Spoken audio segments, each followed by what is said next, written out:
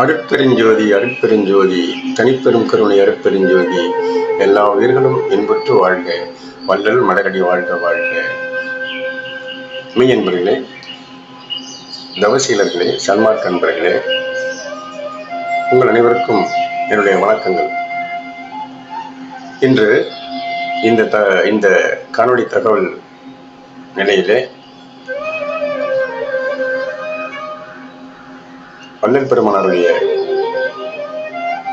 அகவல் தரும் தகவல் என்ற நிலையிலே திருநிலை தனிவெளி என்று ஆரம்பித்து சுத்த மெய்ஞான சுகோதய வெளி என்கின்ற அந்த 6 வரிகளின் விளக்கங்களை இப்பொழுது தெளிவாக சுருக்கமாக காண இருக்கிறோம். பாடலை காண்போம். திருநிலை தனிவெளி சிவவெளி எனுமோர் அருள்வெளி பதிவலர் அருட்பெருஞ்சோதி சுத்த சன்மார்க்க சுகத்தனி வெளியனும் அத்தகை சிற்சபை அருட்பெருஞ்சோதி சுத்த மெய்ஞான சுகோதய வெளியனும் அத்து விதச்சபை அருட்பெருஞ்சோதி. திருநிலை தனிவெளி என்பது தெய்வத்தன்மை தூய்மைத்தன்மை வாய்ந்த வெளி. வெளி என்பது புறம், தூய்மை என்று பொருள். இதற்கு விண் என்று கூட பொருள். அந்த வெளி என்கின்ற இந்த நிலை திருநிலையாக இருக்கிறது என்றால் தெய்வத்தன்மையாக இருக்கிறது. கலப்படமற்ற தூய்மையான ஒரு இறைத்தன்மைதான் இங்கு திருநிலை தனிவெளி.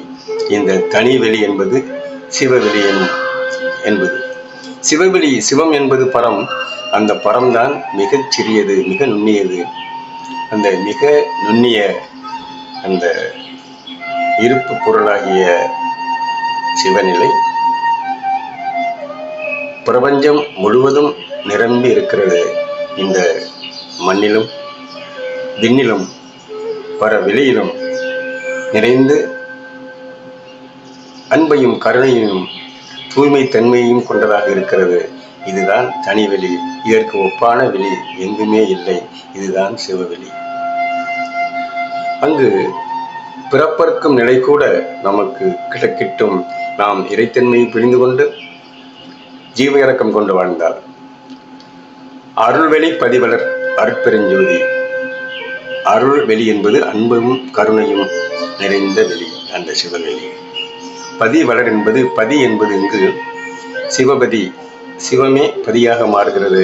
அந்த பதி என்பது நாற்று என்று கூட பொருளாம். அதாவது முளைப்புத்தன்மை, இருப்புத்தன்மை இயக்கத்தன்மையாக மாறும்போது அங்கு முளைப்புத்தன்மை ஏற்படுகிறது. அந்த முளைப்புத்தன்மை தான் இறைத்தன்மை. அந்த இறைத்தன்மை இருப்பு நிலையாக இருக்கும்போது தன் நிலையை காட்டாது இயக்க நிலையாக மாறும்போது அங்கே தன்னுடைய நிலையை காட்டி தன்னுடைய இருப்பை காட்டுகிறது. அதுதான் பதி வளர். வளர்ந்து கொண்டே இருக்கிறது. இந்த பிரபஞ்சமானது எல்லையற்ற நிலை, எல்லையற்ற கருணை, எல்லையற்ற அன்பு, எல்லையற்ற ஒரு பேராற்றல் கொண்டது இந்த தனிவெளியாகிய சிவவெளி. அதுதான் ஒளி நிலையாகிய அருட்பெருஞ்சோதி. அடுத்த வரியிலே சுத்த சன்மார்க்க சுகத்தனி வெளி. சுத்த சன்மார்க்கம் என்பது, சுத்தம் என்பது கலப்படம் இல்லாதது, தூய்மையானது.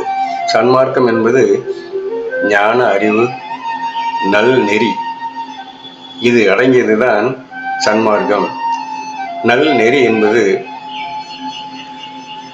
ஒரு இறைத்தன்மை நிறைந்த வாழ்க்கை. அந்த இறைத்தன்மை நிறைந்த வாழ்க்கை வரும்போது ஞான நெறி அதுவாக வந்துவிடும். அங்கே வந்துவிட்டால் சுகத்தனி, சுகம் என்பது அருட்சுகம், பொருட்சுகம், தெய்வ சுகம் என்று எந்த சுகத்தையும் எடுத்துக்கொள்ளலாம். அங்கு துன்பமில்லாத நிலை ஏற்பட வேண்டுமென்றால் சுத்த சன்மார்க்க நிலை ஏற்பட்டால் ஒழிய அங்கே சுகத்திற்கு வழி இல்லை. ஆக இந்த சுத்த சன்மார்க்க நிலையாகிய புலைகொலை அற்ற நிலை, ஜீவ இறக்கம் கொண்ட நிலை, அன்பும் கருணையும் கொண்ட நிலைதான் சுத்த சன்மார்க்க நிலை. இதுதான் ஒரு சுகமான தனி வெளி. அந்த தனி வெளியாகிய அந்த இறை வெளியிலே அத்தகைய சிற்சபை அருட்பெருஞ்சோதி அத்தகை என்பது அன்பும் அருளும் கருணையும் பரிவும் பாசமும் நிறைந்தது தகை.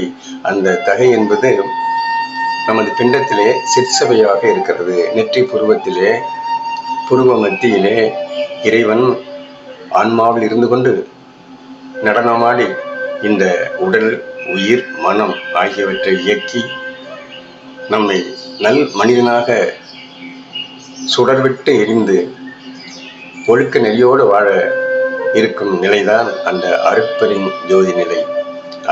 அதுவே உண்மையான இறைநிலை. அடுத்த வரியிலே சுத்த மெய்ஞான சுகோதய வெளியனும் அர்த்த விதச்சபை அருட்பெருஞ்சோதி என்கிறார். சுத்த மெய்ஞானம், எல்லாவற்றிலும் சுத்தம். அங்கே அசுத்த நிலையே கிடையாது. எல்லாமே சுத்தமான நிலைதான். அந்த சுத்தம்தான் பரிசுத்த நிலை. அந்த பரிசுத்த நிலைதான் இருப்பாகிய இருப்பு நிலையாகிய இறைநிலை இயக்க நிலையாக மாறும்போது இந்த மண்ணாக, விண்ணாக, பிரபஞ்சமாக, பிரபஞ்சத்திலே இருக்கும் எண்ணற்ற கோள்களாக, நட்சத்திரங்களாக விரிந்து சென்று அந்த நட்சத்திரங்களும் கோள்களும் புவியும் இங்கே மிதந்து தவழ்ந்து ஓடி விளையாடி ஆனந்த கூத்தாடி கொண்டிருக்கிறது என்றால், இந்த ஆனந்த கூத்தன் ஆடும் நடனத்தின் விளைவாக ஏற்பட்டதுதான் இந்த நீட்சி நிலை. இந்த நீட்சி நிலையை நாம் புரிந்து கொண்டால் இறைத்தன்மையை புரிந்து கொள்ளலாம்.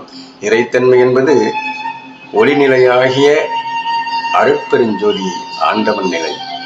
அந்த ஒளிப்பொருளாகிய பாய்ம பொருள் எல்லா உயிர்களிலும் நீக்கமர நிறைந்து இருக்கிறது என்பது உங்கள் அனைவருக்கும் தெரியும் நண்பர்களே. ஆகவே இந்த நீக்கமர நிறைந்திருக்கும் இந்த பரவெளி, சுத்தவெளி, ஞான வெளியிலே இந்த இறைத்தன்மையை நாம் புரிந்து கொள்ள வேண்டும். இறைவன் யார் என்பதை உணர்ந்து கொள்ள வேண்டும். இறைவன் யார் என்று புரிந்து கொண்டால்தான் இறைத்தன்மையை புரிந்து கொள்ள முடியும். அந்த இறைத்தன்மையை புரிந்து கொண்டால்தான் நமக்கு ஞானம் கிட்டும். மெய் ஞானம் என்பது இறைவன் யார், இறைப்பொருள் தன்மை என்ன, அதனோட மகிமை தோற்றம் என்ன, அது எங்கு இருக்கிறது, எப்படி அது தன்னுடைய விளைவை ஏற்படுத்துகிறது, அந்த விளைவின் மூலம் என்னென்ன நிகழ்வு நடைபெறுகிறது என்று நாம் புரிந்து கொள்ள வேண்டும். அதுதான் சுத்த மெய்ஞான. மெய் என்பது உண்மைத்தன்மை. அந்த உண்மை ஞானம் என்பது இறைஞானம். இறைஞானம் என்பது இறைத்தன்மையை புரிந்து கொள்ள உதவும் ஒரு ஞானம். அந்த இறைத்தன்மை ஞானம் கிடைத்துவிட்டால் சுகோதய வெளி. சுகம் என்பது ஒரு தனிநிலை. அந்த சுகம் என்பது துன்பமற்ற நிலை. அந்த துன்பமற்ற நிலை வரும்போது நமக்கு இறைநிலை அதுவாக வெளிப்படும். அந்த வெளிப்படும் போது அத்து விரைச்சவி என்கிறார். அத்து என்பது இங்கு சிவந்த என்று பொருள்படும். சிவந்த அனன்ய வெளி, அனன்ய வெளி என்று கூட சொல்லலாம். அந்த சிவந்த வெளி என்பது எரியும் கடல் தணல் எப்படி இருக்கிறதோ அதுபோல எரிந்து இந்த ஒளிநிலை ஆற்றலை கொடுக்கிறது. அந்த ஒளிநிலை மூலம் காந்த நிலையை உருவாக்கி, அந்த காந்த நிலை மூலம் உயிர் பொருளை உருவாக்கி, அந்த உயிர் பொருள் இங்கே தெய்வத்தன்மையாக காணப்படுகிறது. அந்த விதைச்சவை, அந்த அத்து விதச்சவை என்பதுதான் அருட்பெருஞ்சோதி நிலை. அந்த அருட்பெருஞ்சோதி நிலையை நாம் புரிந்து கொள்ள வேண்டும். அந்த அருட்பெருஞ்சோதி நிலையை புரிந்து கொண்டால் வாழ்க்கை இனிமை பெறும், இறைத்தன்மை பெறும். இறைவனோடு இரண்டர கலப்பு பெற்று நாமும் மரணமற்ற பெருவாழ்வு வாழலாம். அன்பர்களே, இதை புரிந்து கொள்ள வேண்டும். புரிந்து கொண்டு இறைத்தன்மையோடு வாழ்வோம் என்று கூறி இந்த பதிவை நிறைவு செய்கிறேன். நன்றி.